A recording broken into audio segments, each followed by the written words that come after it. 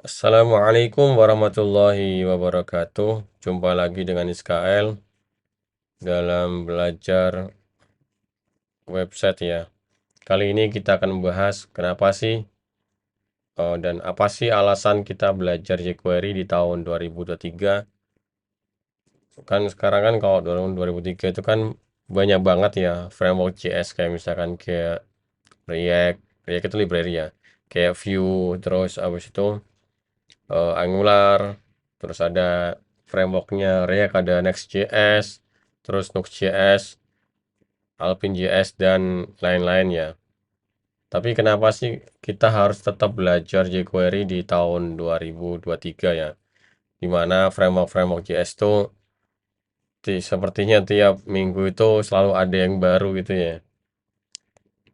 Nah, ada beberapa alasan kenapa kita masih tetap harus belajar jQuery meskipun tidak mendalam seperti dulu ya. Ya, alasan yang pertama yang paling masuk akal adalah karena project legacy ya, atau project turunan. Jadi, kalau misalkan kalian kerja ya, misalkan kalian kerja di perusahaan atau misalkan kalian mengerjakan project warisan lah ya, project warisan atau yang dulunya dikerjakan orang lain, terus tiba-tiba ada error atau bug, terus orang lain tadi itu menghilang, dan misalkan project itu akhirnya dilimpahkan ke kalian. Nah, kalian otomatis mau nggak mau harus mengerjakan project legacy ini ya. Nah, project legacy ini rata-rata ada jQuery-nya. Kayak gitu ya. Rata-rata dulu gitu. Jadi, gak kayak browser sekarang. Kalau browser sekarang kan rata-rata itu pakai Chromium kan. Kalau zaman dulu itu ada IE, ada Safari, ada Opera. Opera dulu punya punya apa engine sendiri ya. Terus belum lagi apa Mozilla Firefox juga dia punya engine sendiri. Jadi seenggaknya ada 4 engine lah kalau zaman dulu itu. Nah itu tiap engine tuh punya aturan-aturan tersendiri dalam JavaScript-nya ya. Nah jQuery itu seperti kayak dia tuh mengkapsulkan ya. Misalkan ini kalau di jQuery kamu cuma perlu nulis ini, itu otomatis dia mewakili sama jQuery ini diterjemahkan kalau di engine IE, Internet Explorer jadi apa, kalau misalkan di Opera jadi apa, di Firefox jadi apa, di Chromium jadi apa, di Safari jadi apa, kayak gitu ya. Jadi alasan pertama yang paling kuat, alasan mengapa kalian masih perlu belajar jQuery di tahun 2023 ini adalah Project Legacy ya. Nah, alasan yang kedua adalah jQuery itu mudah dipahami oleh pemula ya. Ini penting banget ini. Saya bilang oleh pemula. Bahkan orang yang apa ya, kalau misalkan orang mau belajar JavaScript yang vanilla gitu, biasanya dia bakal kesulitan kalau misalkan dia memanipulasi objek, misalnya memanipulasi DOM. Dia bakal kesulitan ketika ketika DOM tadi itu dibuat, otomatis kan ada create DOM. Nah, otomatis eh, dia itu harus menginisiasi ulang. Jadi function-functionnya itu harus diinisiasi ulang, dipanggil lagi supaya DOM yang baru tadi itu dia punya function, punya event listener kayak gitu ya. Sedangkan kalau di jQuery kalian tidak perlu seperti itu. Kalau misalkan di create ya, misalkan di create DOM gitu ya, di create elemen, itu pasti dia mewarisi otomatis misalkan di kelasnya, misalkan kelas tombol gitu ya. Ya dia otomatis mewarisi seperti elemen-elemen tombol, kelas tombol yang sebelumnya kayak gitu. Ini mungkin kalian masih bingung ya. Tapi kalian bakal menjumpai kalau misalkan kalian pakai vanilla dan pakai jQuery, nanti kalian tahu bedanya apa yang saya maksudkan tadi. Jadi dengan jQuery itu sangat-sangat mudah dipahami oleh pemula karena sangat mudah. Maksudnya ya mudah sekali gitu ya. Misalkan kayak kita langsung ya kita buka jQuery misalkan kayak gini ya. Ini kan ada dolar, button, continue, titik HTML, next step ya. Dia kalau misalkan ini nih artinya ada kelas, ada button kelasnya continue, dia itu langsung di replace dalamnya dengan pakai next step ya, kayak gitu. Klik juga, klik function kayak gitu, gampang sekali gitu. Gak kayak vanilla itu kan harus pakai di query selector dulu, kemudian add event listener kayak gitu. Jadi agak beribet kalau misalkan pakai vanilla. Untuk pakai jQuery itu sangat-sangat mudah. Untuk pemula sangat-sangat mudah. Terus yang ketiga alasannya adalah banyak plugin yang masih pakai jQuery ya. Masih membutuhkan jQuery. Contohnya kayak misalkan plugin-plugin slider itu yang lawas-lawas ya, itu masih butuh jQuery. Apalagi tuh kayak misalkan kayak Select2 itu juga. Select2 itu masih butuh jQuery. Ini Select2 ya. Select2 itu seingat saya tuh masih butuh jQuery. Nah, dia kan ya, di jQuery replacement for select box ya. Ini masih butuh jQuery. Sebenarnya sih masih ada sih ininya, apa eh alternatifnya tuh ada, cuma ya tidak seperti Select2 ya, senyaman Select2 beda. Ada lagi yang buat tabel-tabel itu juga masih membutuhkan jQuery ya. Kebanyakan seperti itu. Kalau pakai Bootstrap 4 juga masih pakai jQuery ya. Bootstrap 5 udah nggak pakai. Nah, banyak plugin atau framework CSS itu banyak yang pakai jQuery ya. Dan yang keempat adalah dukungan browser lawas ya. Kalau yang baru-baru, insya Allah sih udah bisa ya, udah bisa nggak pakai jQuery itu bisa semua rata-rata kan soalnya Chromium ya. Tapi kalau misalkan usernya masih pakai IE yang zaman dulu, tapi kayaknya nggak tahu sih ada nggak ya kalau misalkan user yang masih pakai laptop lawas itu ada sih cuma jarang ditemui ya. Nah kayak gitu. Atau mungkin di suatu kasus misalkan eh sebuah website ya, website website yang internal gitu ya, nggak bisa diakses online, itu dia hanya bisa diakses lokal ya, lokal di perusahaan, dan device-nya itu harus pakai device yang lawas seperti itu, harus pakai misalnya harus pakai IE itu kan biasanya paling mudah ya pakai jQuery ya kayak gitu.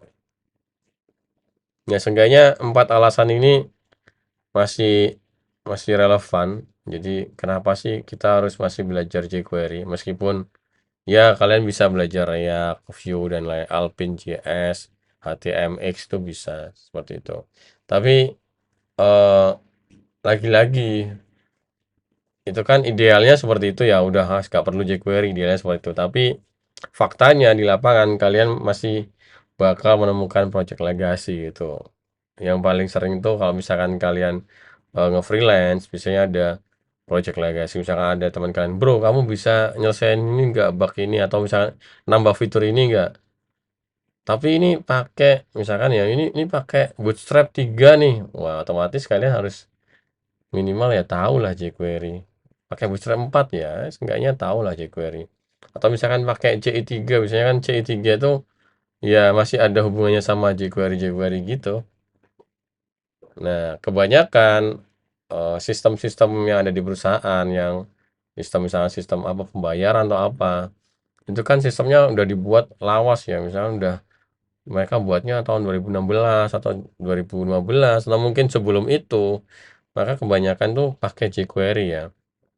Nah, buat kalian yang baru tahu jQuery itu apa, ya sebenarnya tidak tidak perlu alergi ya. jQuery itu sangat-sangat mudah ya. Misalkan kayak gini, misalkan saya buat HTML5 gitu ya. Nah, misalkan seperti ini.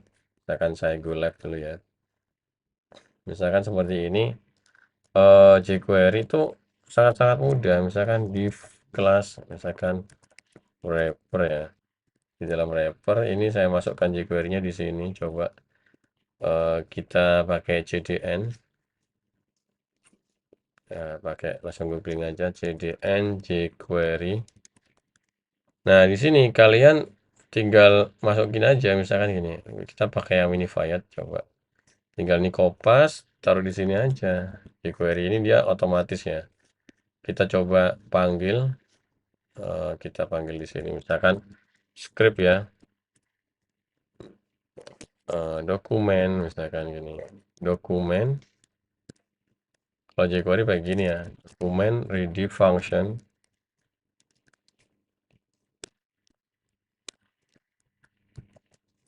Nah, kayak gini. Kemudian coba kita buat alert ya.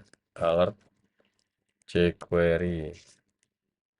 Nah, di sini dia otomatis jQuery gitu ya. Berarti dia udah connect ya jQuery-nya. Misalkan ini kan div class wrapper ya. Kita masukkan misalkan eh kelasnya apa? Misalkan coba ya. Kita buat div class coba. Ya ini alertnya kita komen dulu. Misalkan kelas coba gini, titik coba ini sebenarnya kayak seleksi ya. Titik coba, dolar titik coba misalkan HTML ini jQuery gitu ya. Nah, dia otomatis ini jQuery. Ini kalau misalkan kita cek inspect elemen ya. Nah, ini sebenarnya ini jQuery kayak gitu. Dia masukkan di dalam kelas coba ini HTML-nya jQuery. Misalkan di sini juga kita kasih styling ya, styling pakai jQuery, manipulasi style ya. Misalkan CSS, misalkan gini, background, misalkan sama dengan red ya, backgroundnya red. Nah, maka dia otomatis backgroundnya red ya. Atau misalkan ini dibuat CSS-nya banyak, jadi kayak gini, background red. jQuery itu enaknya seperti ini ya. Jadi kalian bisa masukkan banyak, misalkan colornya itu white misalkan ya.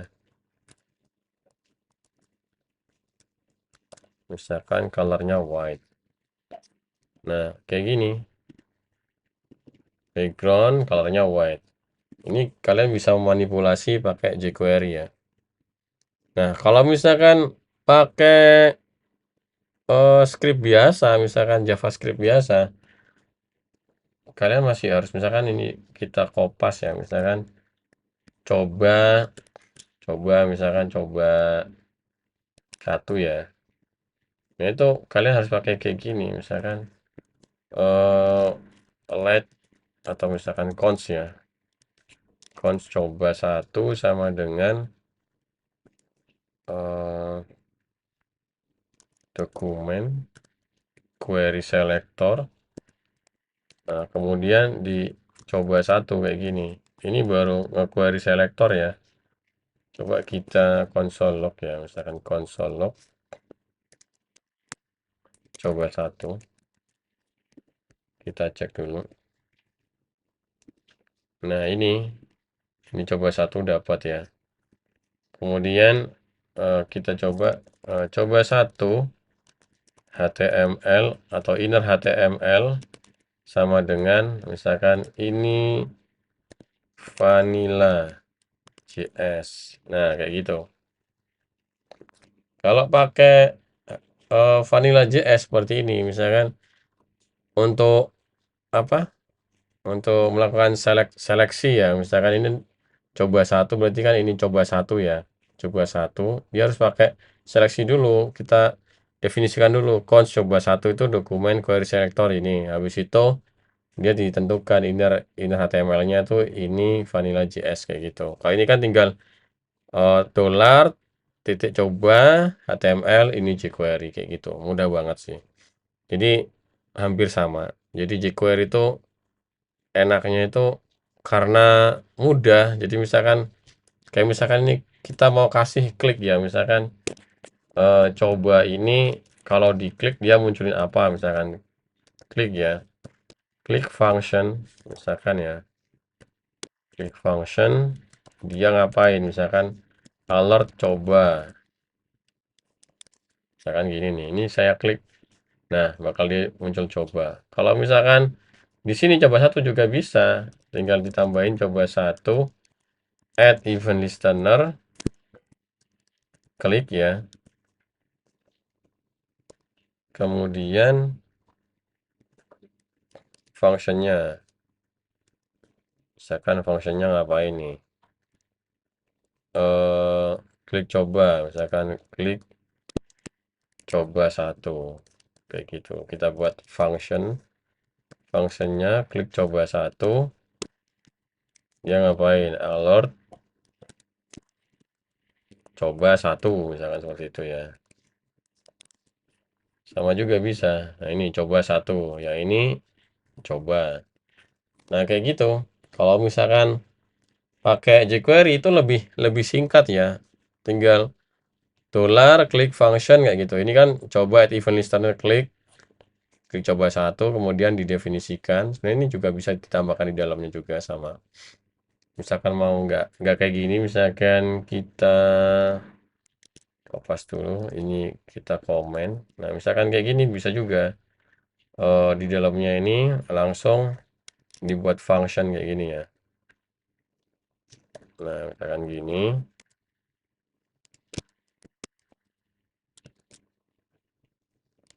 Coba bisa nggak seperti ini? Nah, bisa juga. Jadi klik function, kemudian alert coba satu. Nah, mirip-mirip kayak gitu ya. Ya, intinya jQuery itu mudah lah. Jadi ya pakai dolar, seleksinya pakai dolar, ininya gampang banget. Misalkan dia manipulasi, eh oh ya, yang paling kerasa itu kalau misalkan dia manipulasi item, misalkan ada kelasnya cobanya itu ada banyak misalnya kayak gitu ya. Itu lebih mudah buat memanipulasi. Istilahnya di sini sih sebenarnya juga bisa dipakai query selector all gitu ya. Tapi kekurangannya adalah dia harus di looping dulu, di looping, kemudian setiap loopingannya itu didefinisikan functionnya kayak gitu. Agak ribet sih. Cuma bedanya kalau ini kan harus ngeload JS lagi ya. Kalau ini kan nggak perlu, ini kan sudah natif ya. jQuery apa? JavaScript vanilla ya, kayak gitu. Nah, intinya ada kekurangan dan kelebihan sih menggunakan jQuery. Tapi saat ini karena banyak browser yang sudah engine-nya itu sudah Chromium ya, sudah sama Chromium, rata-rata Chromium semua kecuali Safari ya. Itu Safari beda sendiri, kan dia pakai WebKit ya, pakai engine-nya sendiri. Kita lihat coba misalkan engine Safari, dia pakai apa? Dia pakai WebKit ya. Tapi kalau misalkan engine-nya Chrome, dia pakai engine Google Chrome ya, misalkan gitu ya.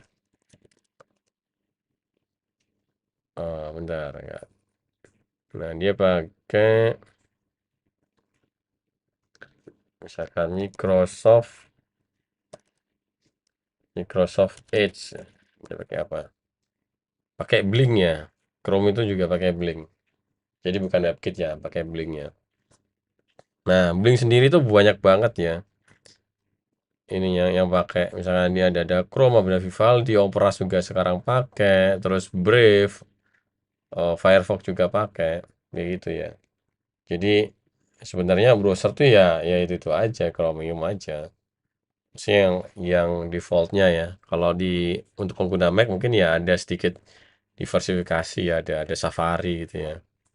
Ini juga saya punya browser banyak, ini ada Safari, Google Chrome, Firefox, Opera dan Naverwheel ya.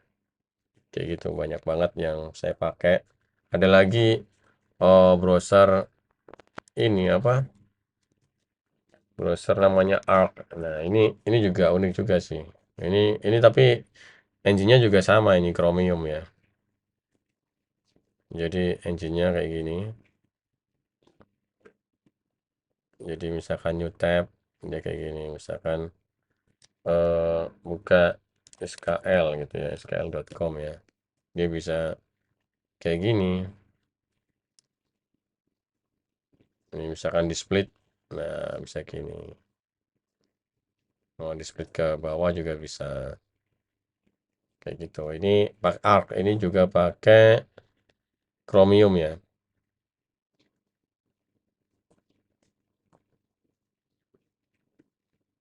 Jadi itu curhatan saya sekitar mengenai jQuery. Jadi apakah Penting sih belajar jQuery, ya penting-penting aja, tapi nggak penting banget ya, maksudnya nggak mendesak banget gak kayak dulu ya. Sekarang rata-rata sudah menggunakan JavaScript vanilla kalau misalkan buat kayak gini-gini ya. Atau biasanya orang kalau udah masuk framework itu biasanya dia pakai React.js ya. Pakai React.js, terus Vue.js, Angular, rata-rata seperti itu ya. Jadi buat kalian yang ingin belajar membuat web yang modern ya, itu ya pakainya ya React sekarang, React, terus Vue sama Angular ya, kayak gitu. Oke, rasanya cukup untuk pembahasan kali ini mengenai alasan belajar jQuery di tahun 2003. Ya, seenggaknya ada 4 alasan ini yang saya temukan. Jika kalian punya alasan yang lainnya kenapa kalian belajar jQuery, kalian bisa tambahkan di kolom komentar. Oke, segitu dulu video pembahasan kali ini. Kalian bisa like jika kalian suka dengan video ini. Jika kalian tidak suka, kalian bisa dislike. Jangan lupa subscribe SKL agar kalian mendapatkan video menarik lainnya. Terima kasih.